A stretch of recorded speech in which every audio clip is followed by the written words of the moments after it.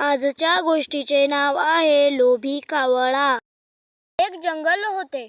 तेथे अनेक झाडं होती. अशाच एका झाडाच्या फांदीवर चिमणीचे घरटे होते. त्या घरट्यामध्ये बसून चिमणी अंडी उबवीत होती. अचानक कोठून तरी एक कावळा उडत उडत तेथे आला आणि चिमणीला म्हणाला, चिमणे चिमणे, मी तुझी सगळी अंडी खाणार.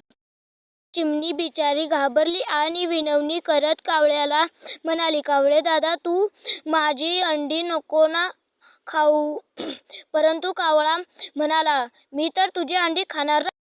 त्यावर चिमणी म्हणाली, तुझी चोच खूपच घाणेरडी आहे. आधी ती धुवून ये, मग माझी सगळी अंडी खा.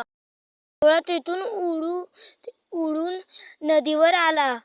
नदीचे पाणी झुळू वाहत होते. कावळा नदीला म्हणाला, नदी नदी, मला थोडे पाणी दे. मी तुझ्या पाण्यात माझी चोच धुवून काढणार आहे. मग चिमणीची सगळी अंडी खाणार आहे. त्यावर नदी म्हणाली, ठीक आहे, जा.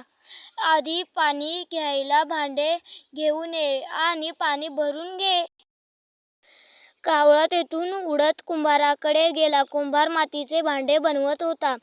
कावळा म्हणाला, कुंभार काका, मला एक भांडे बनवून द्या. मी ते घेऊन नदीवर जाणार. त्यात पाणी घेऊन माझी चोच स्वच्छ धुणार. मग चिमणीची अंडी खाणार आहे. कुंभार म्हणाला, ठीक आहे, जा. माती घेऊन ये, मग भांडे बनवून देतो. कावळा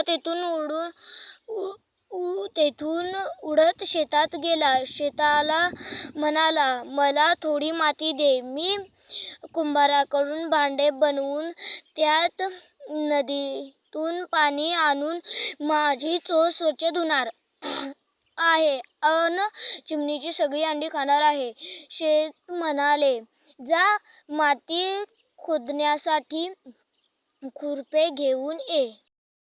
कावळा उडत उडत लोहाराकडे गेला. लोहार भट्टीमध्ये खुरपे लाल करत होता. कावळा त्याच्याजवळ जाऊन बसला आणि म्हणाला, लोहार दादा, मला एक खुरपे दे. ते घेऊन मी माती खोदेल. त्यापासून मी कुंभाराकडून भांडे बनवणार आहे. भांड्यात नदीचे पाणी घेऊन मी त्यात माझी चोच स्वच्छ धुईल आणि मग चिमणीची सगळी अंडी खाईल.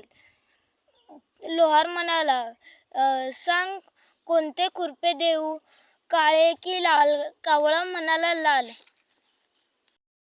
तेव्हा लोहाराने भट्टीमधील तापलेले लाल झालेले खुरपे काढले आणि कावळ्याच्या पाठीवर ठेवले.